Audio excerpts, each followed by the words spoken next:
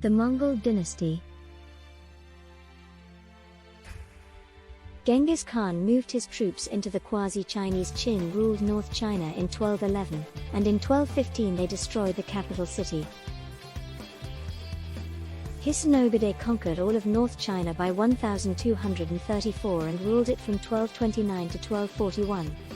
Genghis Khan's grandson, Kublai Khan, defeated the Chinese southern Song in 1279, and for the first time all of China was under foreign rule. In 1271 Kublai Khan named his dynasty Yuan, which means origin of the universe. The Yuan dynasty in China lasted from 1279 to 1368. Kublai Khan followed a tentative policy of Sinicization, that is, he adapted to the Chinese way of governing, and when you look at his portrait, he looks very much like other Chinese rulers.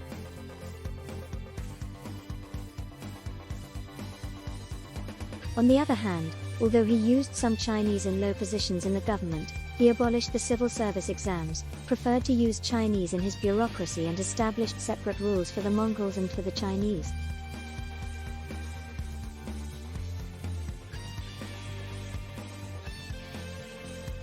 His capital, present-day Beijing, became a cosmopolitan and wealthy city. Kublai Khan made a census of the population, dividing the people into 4 categories: Mongols, miscellaneous aliens, which included West Asian Muslims who performed important services for the Mongols, North Chinese called Han people, those who had been under the Qin state and their descendants, including Chinese, Jurchen, Khitans and Laurians, and finally Southern Chinese, subjects of the Southern Sung, whom the Mongols considered the least trustworthy.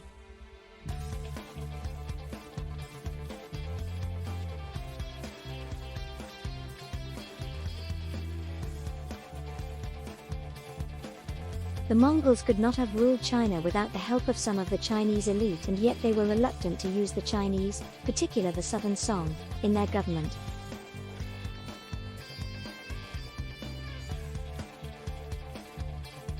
Although Genghis Khan used some Chinese in lower positions in his government, he abolished the civil service exams, kept separate laws for Mongols and for the Chinese, and preferred to employ foreigners rather than Chinese in his bureaucracy, as he thought they would be more trustworthy than the Chinese.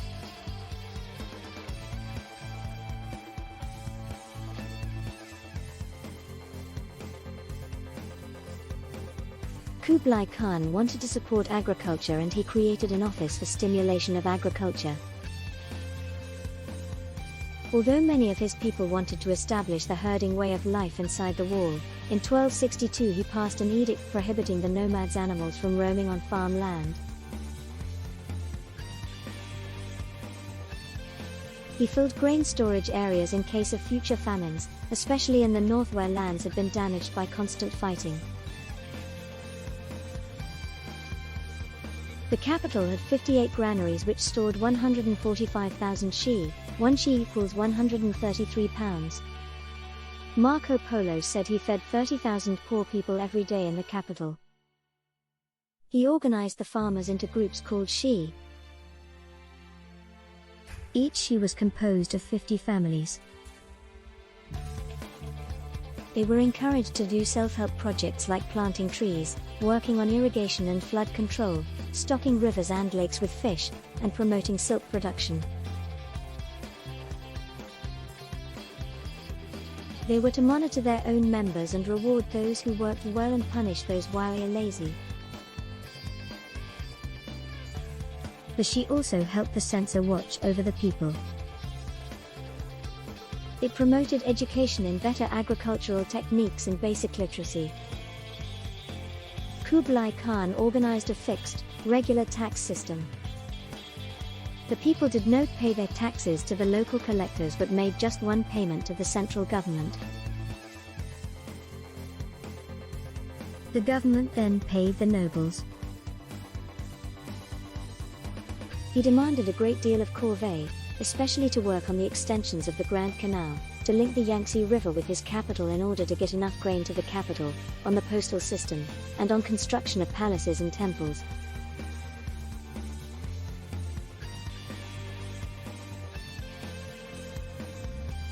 He not only demanded people provide labor but also horses and supplies. At the same time, he issued edicts demanding overseers not to be oppressive.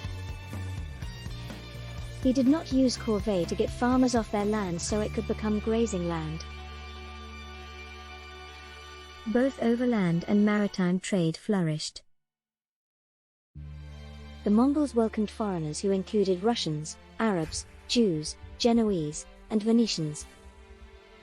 Marco Polo was only one of many traders to receive a warm welcome and to work for the Khan. Mongols themselves were not involved in the caravan trade, they encouraged others.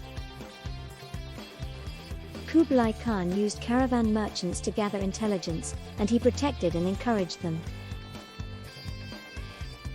Merchants felt secure and they had relatively high status in Yuan China.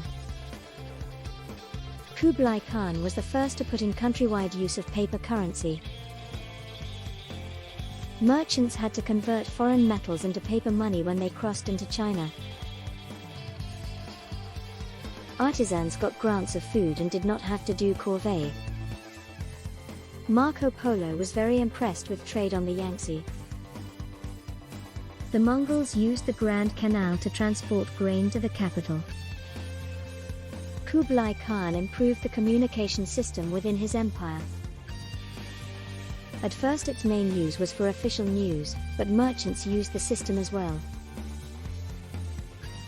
By the end of Kublai Khan's reign, there were 1,400 postal stations, which used 50,000 horses, 8,400 oxen, 6,700 mules, 4,000 carts, 6,000 boats, 200 dogs and 1,150 sheep. Rest stops had hostels with kitchens, main halls, area for animals and to store grain. Rider messengers could cover 250 miles a day. In spite of his policies of toleration and his use of Chinese in the government, Kublai Khan and the Mongols did not want to become Chinese. As much as possible, they kept separate from the Chinese they ruled. They clung to their own values and way of life, celebrating their traditional festivals and enjoying their feasts. The women did not adopt the Chinese custom of foot binding, which was just becoming a sign of high status among upper-class Chinese. They continued to dress in their own clothing. Where to put the capital was a major decision for Kublai Khan. Genghis Khan had not been interested in the sedentary way of life. For him, the empire was the saddle of his horse, so he avoided what was left of the Qin capital city Chengdu, Beijing. Kublai Khan ended up building two capitals, Upper Capital, 125 miles from Beijing, called Shangdu, and the Great Capital, Dadu, slightly northeast of the Qin capital. This was Coleridge's Xanadu. So as not to lose their nomadic ways, the Mongols kept a large area of steppe grass at the summer palace near the central capital. Shangdu, the upper capital, with a population was between 100,000 and 200,000, looked like a Chinese capital except for the large hunting preserve and garden it had. As time passed, Shangdu became the retreat where, because of its large hunting area, the Mongols felt closer to their nomadic values. It was a welcomed relief for Kublai Khan, who never lost his fascination with the hunt. By 1279, the high point of Kublai Khan's rule, he had established himself as an intellectual as well as a warrior. He enjoyed the company of scholars and intellectuals, men of wit. With them he worked out a new script. In his court there was much drama, and Buddhism and Taoism, less anti-foreign than Confucianism, thrived. He saw wisdom in taxing people rather than killing them. He knew the importance of fair laws rather than trying to bribe people, because he realized that there is only enough money to satisfy a few. Even with the few, there is no end to their greed, so it is better to have justice.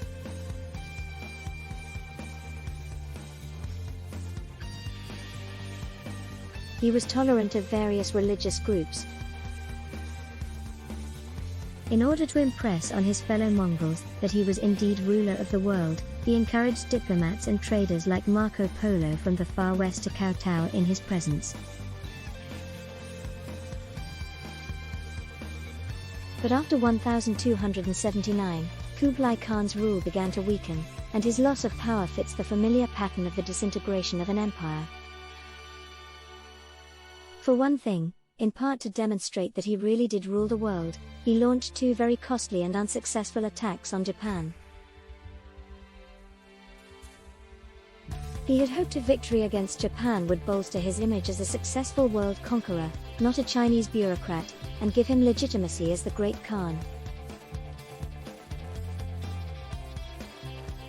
The 25,000 men he sent against Japan in 1274 were defeated, in large part, by a typhoon. He tried again in 1281, this time sending 140,000 men, supported by additional Korean troops. As far as the Japanese were concerned, their gods protected them again by sending another divine wind, kamikaze, which again destroyed the Mongol fleet. The L-281 defeat broke his image of invincibility, and when he tried to re-establish it by campaigns into Southeast Asia, he failed there as well. The Japanese offensive proved very costly financially, and to pay for it, he overtaxed the people, one of the most critical reasons for a government's demise. The peasants suffered under the burden of increased taxes. There was widespread inflation because the government also printed a great deal of paper money. To offset the inflation, Kublai Khan ordered the currency devaluated 5-1. Supporting his northern capital required extending the Grand Canal, and the people resented the corvée demanded of them to build the 135-mile extension, completed in 1289. Economic problems made Kublai Khan less tolerant. He became increasingly distrustful of the merchants, many of whom were Muslim, and in the late 1270s he began to issue anti-Muslim legislation such as forbidding circumcision or slaughtering animals in the Muslim fashion.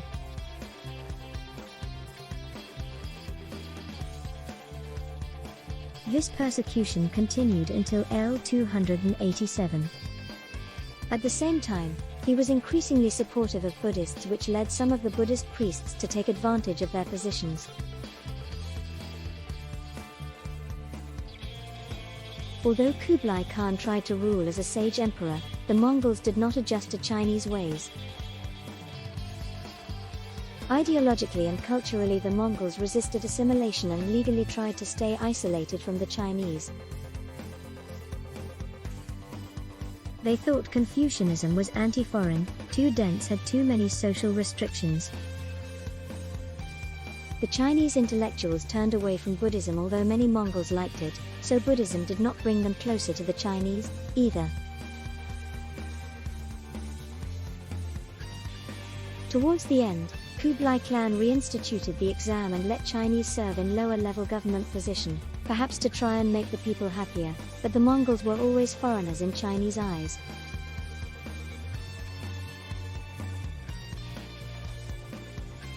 The Mongol rule became increasingly less stable after 1294 when Kublai Khan died and succession became a problem.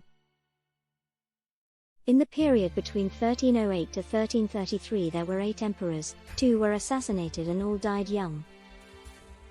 Without an accepted rule of succession, the death of an emperor caused violent conflict among the different would-be rulers. At the very time when the empire needed strong central control to stay in power, the Mongols wasted their efforts battling over succession. Another familiar reason for the demise of an empire was the rise of local landlords. When the military leaders no longer had a central figure to whom to give their loyalty, they used the troops to farm their land, not to fight, increasing their own power and reducing the morale of the troops.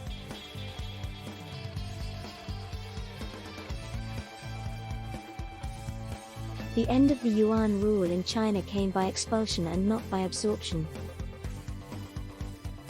For the Chinese, the most important factor was peasant unrest caused by the overtaxation, corvée, unsuccessful military campaigns and insecurity. The Chinese always resented the foreigners and in the end revolted and drove them out. A Chinese orphan Huma, a peasant soldier who gave up banditry to become a Buddhist monk, led the revolt and founded the Ming dynasty in 1368.